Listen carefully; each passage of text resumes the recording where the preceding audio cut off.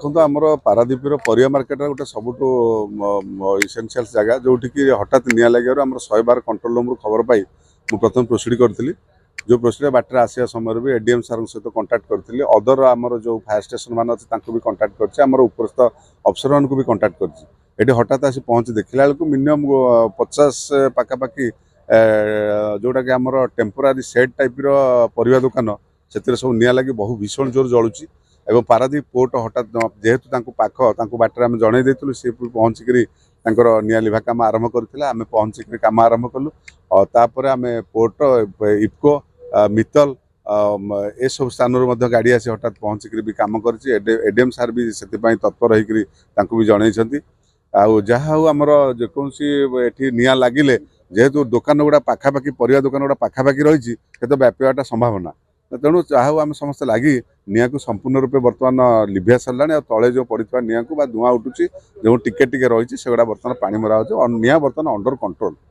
market रे केमी कौन निया लगे आम फोन पाइलु घर आम तारणीगुड़ा रहू तेणु खबर पाई आसी देखला बेलू ये समस्त दुकान पोड़ी जाइए ए पूर्व थे होता 6 मास वर्ष तले किंतु आम समस्त पारादीप प्रशासन आ पौर परिषद आमर बणिक संघ समस्त जन भी सुधा किसी यार स्थायी निराकार है तेणु एथरक समस्त दुकान पोड़ी केमी निया लगे आम तार सठिक कारण निर्दिष्ट कारण कहीपरूँ कितु 1:30 बेलू निया लगे आरंभ होगा आम दमकल गाड़ी की फोन कलु संगे संगे आम फोन कर दमकल गाड़ी आसी 10-20 मिनट भितर पहुँची गले 1:30 ରୁ 3:30 बजला 5-7टी दमकल गाड़ी नियोजित होती 60 ରୁ 70 दुकान गृह आम संपूर्ण जली जाइए आसवा पत्र ठार कंप्यूटर कंटा पनीपरिया पैसा बाक्स फाक्स सब जली जाइए आम दुकान किसी व्यवसायी शुंती से दुकान से किसी जीवन हानि होनी से सुरक्षित भाव में पलि आसती 2टा मोटरसाइकेल जली जाइए 4-5टा साइकेल जली जाइए दुकान प्रभुत क्षति व्यवसायी मान प्रभुत क्षति आगुरी एमती गोटे इनसीडेंट आम घटी यही परिया मार्केट रे ठीक 4-5 मास आगु आम बंदर प्रशासन पौर प्रशासन दृष्टि आकर्षण करूँ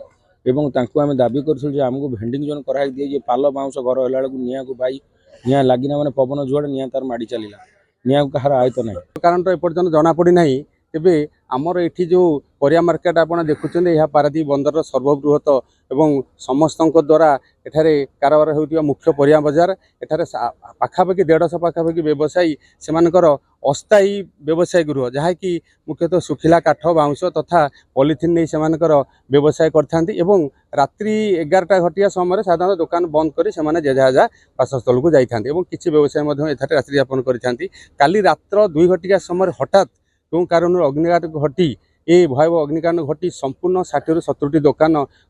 जली पड़ी छारखार हो जाइए व्यवसायी प्रभृत क्षयक्षति घटी जहाँ थिला आसबाब पत्र कहतु माल पनीपरिया पत्र कहतु एवं जहाँ व्यवसायिक टंका पैसा ये रखी जाती जेहेतु विलंबित रात्रि से बासगृह को फेरती तेणु सुरक्षित दृष्टि ये रखी जाती संपूर्ण पोड़ी जाइए पाखापाखि राति 2टा हेब बड़ दुखर विषय आमर बड़पड़िया मार्केट परिवा मार्केट 60 ରୁ 70 दुकान माने जली पूरा भस्मित हो जाइए राति 2टा पर आम जो खबर पाइलु आमर एडवाइजर क्षीरोद कुमार स्वाई आम से साधारण संपादक अन्य व्यवसायी माने समस्ते आसी पहुँचलु 3-4टी गाड़ी फायर गाड़ी आसी पहुँची बर्तमान और चेष्टा द्वारा राति 3टा सुधा बर्तमान सुधा आयत हवा को मार्केट जो जली जाऊला आयत अवस्था पहुंची पारादीप बड़पड़िया परिया बजार काली विलंबित राति एक भयावह अग्निकांड घटी यह अत्यंत दुखद घटना